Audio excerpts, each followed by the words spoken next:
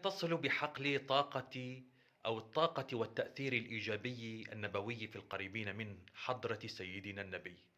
يصل الأمر إلى أن كثيرا من الإشكاليات التي حدثت بعد وفاة حضرة النبي قد حدثت والله أعلم من المسلمين غير القريبين من مجال طاقة حضرة النبي، وصولا إلى الدول التي نشأت لاحقا من نسل أهل مكة الذين لم يستفيدوا كثيرا من حقل طاقة القرب النبوي.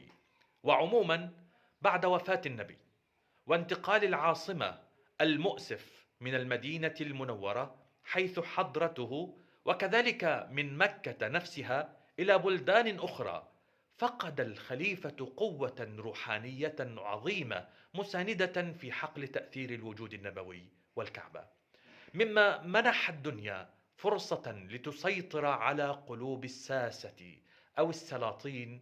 وكانت ذروة هذا الخروج من حقل تأثير الطاقة النبوية في ساعة قتل سيدنا الحسين وقطع رأسه وسيلان الدم النبوي على شفرات سيوف جيش المسلمين.